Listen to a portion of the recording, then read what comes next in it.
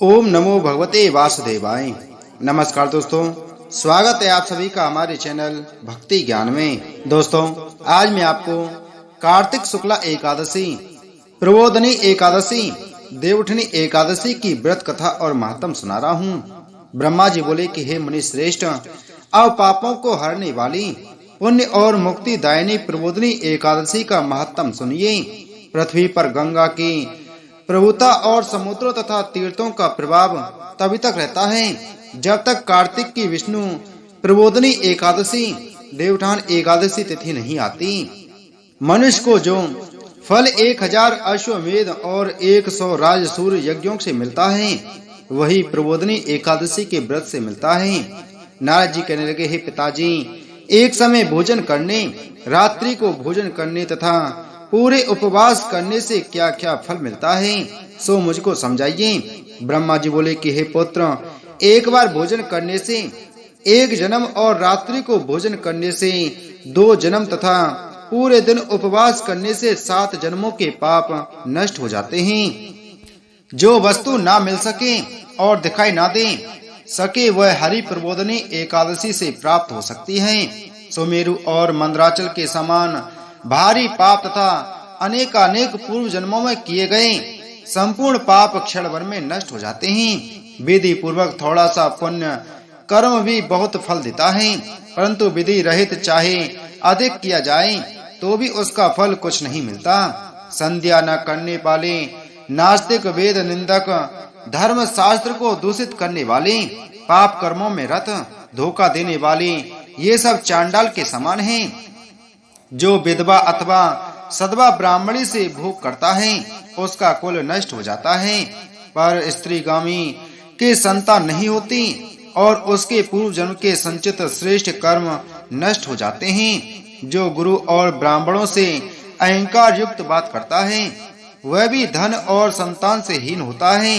भ्रष्टाचार करने वाला, चांडाली से भोग करने वाला, दुष्ट और नीच पुरुष की सेवा या संगति से प्राप्त हुए समस्त पाप हरि प्रबोधनी एकादशी के व्रत से नष्ट होते हैं। जो मनुष्य अपने मन में हरि प्रबोधनी एकादशी व्रत करने का संकल्प मात्र करते हैं, उनके 100 जन्म के पाप नष्ट हो जाते हैं। और जो रात्रि जागरण करते हैं, उनकी आने वाली 10,000 पीढ़ियां स्वर्ग में जाती हैं। नरक के दुखों से छूटकर प्रसन्नता के साथ सुसज्जित होकर विष्णु लोक को जाते हैं। ब्रह्म हत्या आदि महान पाप भी इस व्रत के प्रभाव से नष्ट हो जाते हैं। जो फल समस्त तीर्थों में स्नान करने, गौ, स्वर्ण और भूमि का दान करने से होता है, वही पुण्य इस एकादशी की रात्रि को जागरण से प्राप्त हो जाता है।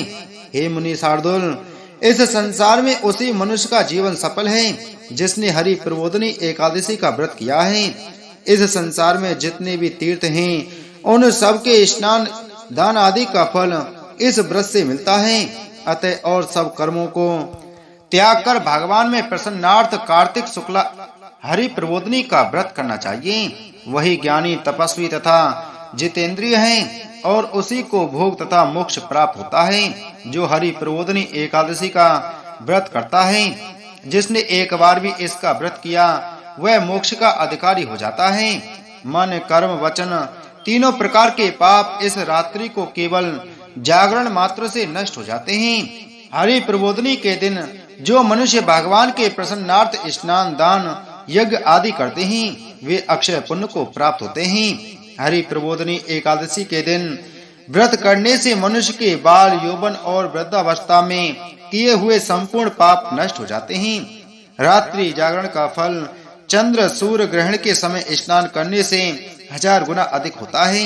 जो मनुष्य प्रबोधनी का व्रत नहीं करते, उनके सब पुण्य व्यर्थ हैं। अतः हे नारद, तुमको भी विधि पूर्वक यत्न के साथ इस व्रत को करना चाहिए।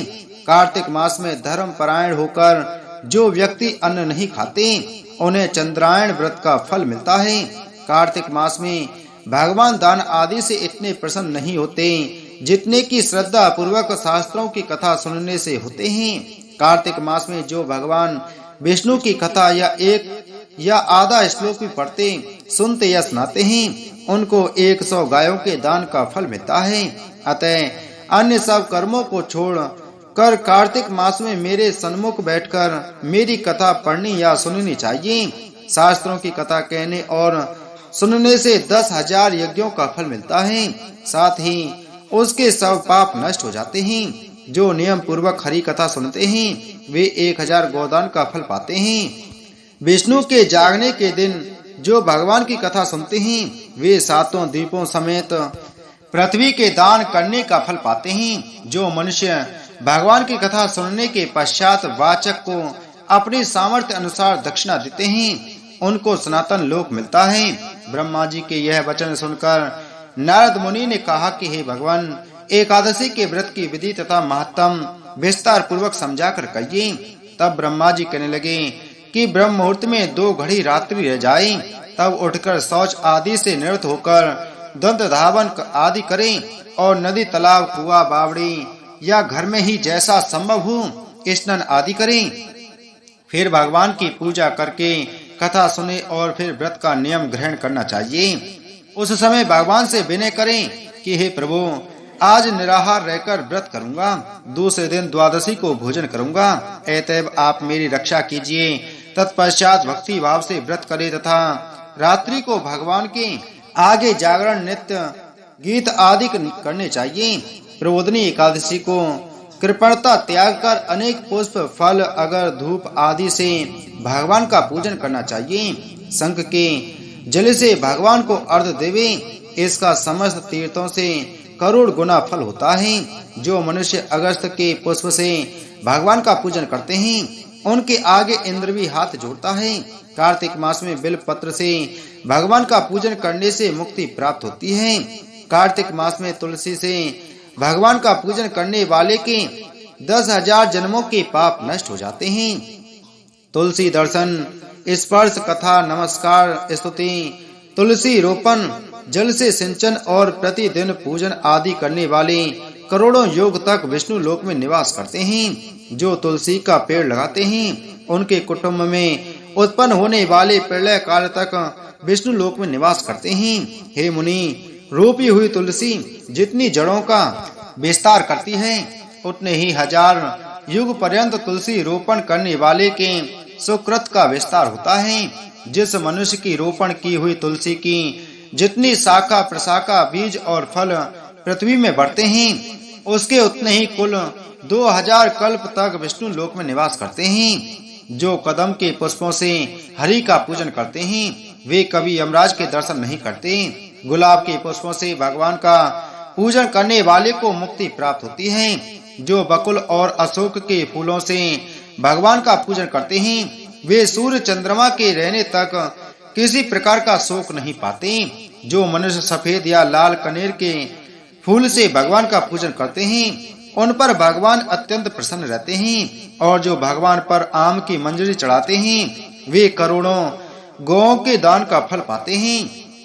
जो दूब के अंकुरों से भगवान की पूजा करते हैं उन्हें 100 गुना फल प्राप्त होता है। जो समी के पत्र से अथवा चंपा के फूलों से भगवान का पूजन करते हैं वे मनुष्य फिर संसार में नहीं आते। जो मनुष्य केतकी पुष्प भगवान पर चढ़ाते हैं उनके करोड़ों जन्म के पाप नष्ट हो जाते हैं। पीले और लाल वर्ण के कमल पुष्पों से भगवान का पूजन करने वाले श्वेत द्वीप में निवास पाते हैं। इस प्रकार रात्रि में भगवान का पूजन कर प्रातः काल उठकर नदी पर जाए और वहां स्नान, जप तथा नित्य कर्म करके घर पर आकर विधि पूर्वक भगवान केशव का पूजन करें। व्रत की समाप्ति पर विद्वान ब्राह्मणों को भोजन करावे और दक्षिणा देकर क्षमा याचना करें। इसके पश्चात भोजन, गौ और दक्षिणा देकर गुरु का पूजन करें। जो वस्तु व्रत के आरंभ में छोड़ने का नियम किया हो वह ब्राह्मणों को दे दे। हे राजन, रात्रि में भोजन करने वाला मनुष्य ब्राह्मणों को भोजन करावे और स्वर्ण सहित बैल का दान करे। जो मनुष्य मांसाहारी नहीं है वह गौ का दान करे। आंवले से स्नान करने वाले मनुष्य को दही और शहद का दान करना चाहिए। जो मनुष्य फलों को त्यागे वह फलों का दान करे। तेल छोड़ने व घृत छोड़ने से दूध और अन्न छोड़ने से चावल का दान दिया जाता है। जो भूमि शयन का व्रत लेते हैं उनको सैया दान तथा तुलसी सब सामग्री सहित देनी चाहिए। पत्ते पर भोजन करने वाले स्वर्ण का पत्ता घृत के सहित देना चाहिए। मौन व्रत धारण करने वाले को ब्राह्मण व ब्राह्मणी सहित मिठाई का भोजन कराना चाहिए। बाल रखने वाले को दर्पण, जूता छोड़ने वाले को एक जोड़ा जूता, लवण त्यागने वाले को शर्करा दान करनी चाहिए। मंदिर में दीपक जलाने वाले को तथा नियम लेने वाले को व्रत की समाप्ति पर ताम्र अथवा स्वर्ण के पत्र पर घृत और बत्ती रखकर विष्णु भक्त ब्राह्मण को दान देना चाहिए। एकांत व्रत करने वाले को 8 कलश वस्त्र और स्वर्ण से अलंकृत करके दान करने चाहिए। यदि यह भी ना हो सके तो इनके अभाव में ब्राह्मणों का वचन सब व्रतों की सिद्धि देने वाला कहा गया है। इस प्रकार ब्राह्मण को प्रणाम करके विदा करें। तत्पश्चात स्वयं भी भोजन करें। जिन वस्तुओं को चतुर्मास में छोड़ा हो उन वस्तुओं को पुनः ग्रहण करने लगे। हे राजन, जो बुद्धिमान इस प्रकार चतुर्मास का व्रत निर्विघ्न समाप्त करते हैं उनका पुनः जन्म नहीं होता। यदि व्रत भ्रष्ट हो जाए तो व्रत करने वाला अंधा या कोढ़ी हो जाता है। भगवान कृष्ण कहते हैं, हे राजन, इस कथा को पढ़ने और सुनने से अनंत गोदान का फल प्राप्त होता है।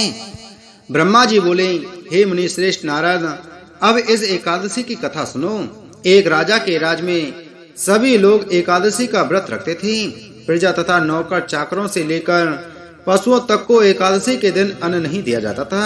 एक दिन किसी दूसरे राज्य का एक व्यक्ति राजा के पास आकर बोला, महाराज, कृपा करके मुझे नौकरी पर रख लें। तब राजा ने उसके सामने एक शर्त रखी कि ठीक है, रख लेते हैं, किंतु रोज तो तुम्हें खाने को सब कुछ मिलेगा पर एकादशी को अन्न नहीं मिलेगा। उस व्यक्ति ने उस समय हाँ कर ली, पर एकादशी के दिन जब उसे फलाहार का सामान दिया गया तो वह राजा के सामने जाकर गिड़गिड़ाने लगा, महाराज, इससे मेरा पेट नहीं भरेगा, मैं भूखा ही मर जाऊंगा, मुझे अन्न दे दो। राजा ने उसे शर्त की याद दिलाई पर वह अन्न छोड़ने को राजी नहीं हुआ। तब राजा ने उसे आटा, चावल, दाल आदि दिए। वह नित्य की तरह नदी पर पहुंचा और स्नान कर भोजन पकाने लगा। जब भोजन बन गया तो वह भगवान को बुलाने लगा, आओ भगवान, भोजन तैयार है। उसके बुलाने पर पीताम्बर धारण किए भगवान चतुर्भुज रूप में आ पहुंचे तथा प्रेम से उसके साथ भोजन करने लगे। भोजन आदि करके भगवान अंतर्ध्यान हो गए तथा वह अपने काम पर चला गया। 15 दिन बाद अगली एकादशी को वह राजा से कहने लगा कि महाराज, मुझे दुगना सामान दीजिए। उस दिन तो मैं भूखा ही रह गया। राजा ने कारण पूछा तो उसने बताया कि हमारे साथ भगवान भी खाते हैं, इसलिए हम दोनों के लिए ये सामान पूरा नहीं होता। यह सुनकर राजा को बड़ा आश्चर्य हुआ।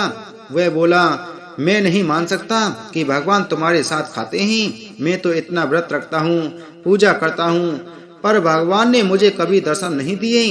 राजा की बात सुनकर वह बोला, महाराज, यदि विश्वास ना हो तो साथ चलकर देख लें। राजा एक पेड़ के पीछे छिपकर बैठ गया। उस व्यक्ति ने भोजन बनाया तथा भगवान को शाम तक पुकारता रहा, परंतु भगवान नहीं आए। अंत में उसने कहा, हे भगवान, यदि आप नहीं आए तो मैं नदी में कूदकर प्राण त्याग दूंगा। लेकिन भगवान नहीं आए। तब वह प्राण त्यागने के उद्देश्य से नदी की तरफ बढ़ा।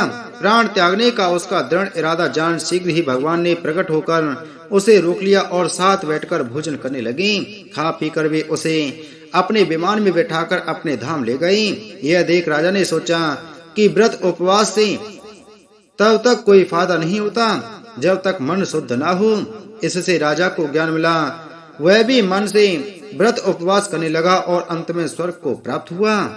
बोलो एकादशी महत्तम की जय। बोलो विष्णु भगवान की जय।